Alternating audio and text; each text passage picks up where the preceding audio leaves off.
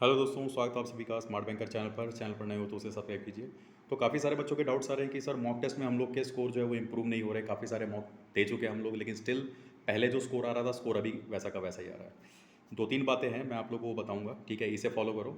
I hope कि आप लोग का स्कोर इसके बाद में बढ़ेगा, ठीक है ना? तो ध्यान से सुनना, वीडियो को पूरा एंड तक देखना। देखो, सबसे पहले तो मैं ये बता दूं कि मॉक टेस्ट आप लोग जो भी दे रहे हो उसमें स्कोर का नहीं रोल होता है, उसमें परसेंटाइल का। स्कोर हो सकता है आपके कम हो, लेकिन परसेंटाइल पर फोकस करो कि परसेंटाइल कितनी आ रही है, पहली बात तो ये, ठीक है? अब मान लेते हैं कि स्कोर भी अच्छा नहीं आ रहा, परसेंटाइल भी अच्छा नहीं आ रहा, तो मुझे एक बात बताओ, आप लोग जब मॉक टेस्ट दे रहे हो तो मॉक टेस्ट को एनालाइज कर रहे हो कि नहीं? किस तरीके से एनालाइज कर रहे हो, ठीक है? कितना टाइम लगा रहे हो एनालाइज करने में? जैसे कि मैं बात करूं, अगर आपने 45 मिनट का मॉक दिया है, आप लोग को उसे 2 घंटे तक एनालाइज करना है अच्छी तरीके से, प्रॉपरली। कौन कौन से क्वेश्चन गलत हुए, क्यों गलत हुए, कितने क्वेश्चन छोड़ दिए गए, क्या उनमें कोई ईजी क्वेश्चन था जो किया जा सकता था, ठीक है ना?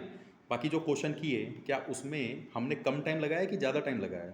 अब मान के चलते हैं एक पज़ल आया हुआ था, ईजी पज़ल था, बट आपने कंडीशन कुछ एक गलत नोट कर ली और उसके बाद में जो है ईजी वाले पज़ल में आपने 7 से 8 मिनट लगा दिए, जो कि नहीं लगना चाहिए था, जो कि 2 से 3 मिनट में बन जाना चाहिए था, और आपने एनालाइज नहीं किया मॉक को। आप दोबारा मॉक देने के लिए बैठ गए तो स्कोर तो फिर से वही आएगा ना, क्योंकि आपने अपनी गलती देखी नहीं कि गलती हमारी कहाँ पर हो रही थी, ठीक है? दूसरी बात, मान लो मैथ्स के अंदर आप कोई डी सॉल्व कर रहे थे, ठीक है? अब उस डी को सॉल्व करने का हो सकता है आसान तरीका हो सकता है आपको एक्चुअल वैल्यू निकालनी ना हो पूरी की पूरी, आप सारी की सारी वैल्यू निकाले जा रहे हो, उसको क्वेश्चन में पुट कर रहे हो और फिर उसमें आप ज़्यादा टाइम लगा रहे हो।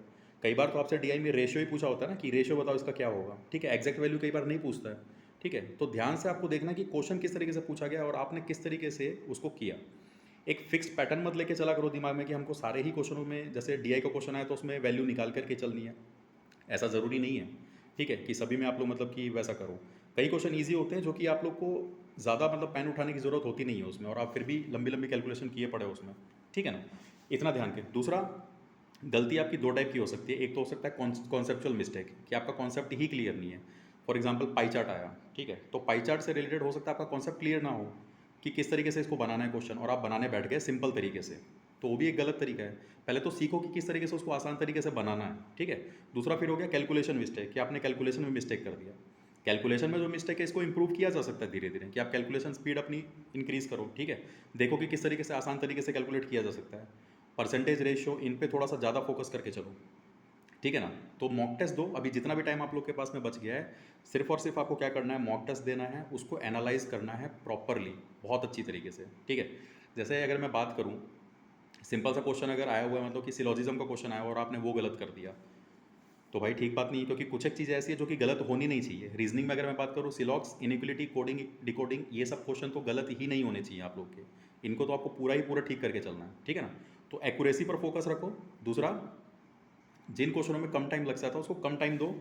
उसके अलावा जिन क्वेश्चनों को छोड़ना है, ठीक है, उनको छोड़ना भी है, आपको छोड़ के चलो उनको, उन पे मत उलझो कि इस क्वेश्चन को हमें करना ही करना है। ईगो पर नहीं लेकर के चलना है, ठीक है ना? फॉर एग्जाम्पल बात करें कि आपने टफ क्वेश्चन उठाया, कोई टफ पजल दिख रहा है आपको कि मॉक में ये लंबा पजल, और आप उसी को लेकर के बैठ के करने में, तो ये कोई समझदारी वाली बात नहीं है। ऐसा हो सकता है एग्जाम में भी आपको देखने को मिल जाए, ठीक है? क्योंकि एक आधा पजल कोई टफ आ गया, एक ही पजल टफ आया और आप उसी को करने बैठ गए, तो गलत है ना? उसको आपको छोड़ करके चलना है, ठीक है? दूसरा, जब आप लोग पज़ल बनाना जब पज़ल सॉल्व करना स्टार्ट करते हो एग्ज़ाम में, तो कंडीशन जो उसकी लिखी होती है ना, वो आपको हो जाना चाहिए 1 मिनट में। आप उस पूरी की पूरी कंडीशन को पढ़ लो और बना लो, ठीक है? जल्दी जल्दी बनाओ, जल्दी जल्दी थोड़ा सा हाथ चलाओ। ये नहीं कि बहुत आराम आराम से पढ़ रहे हैं उसको आराम आराम से बनाना है, ऐसा नहीं करना है। ऐसा तब करो जब आप सीख रहे हो चीज़ों को, लेकिन जब एग्जीक्यूट कर रहे हो, जब बना रहे हो एग्जाम में या फिर मॉक टेस्ट में, तो उस टाइम जल्दी से जल्दी बनाने की कोशिश करनी, ठीक है? इतना करके चलो, स्कोर जरूर आप लोग का इंप्रूव होगा। बाकी मिलते हैं दोस्तों नेक्स्ट वीडियो में, और चैनल पर नए हो तो उसे सब्सक्राइब कर लीजिए, वीडियो पसंद आए तो उसे लाइक कीजिए।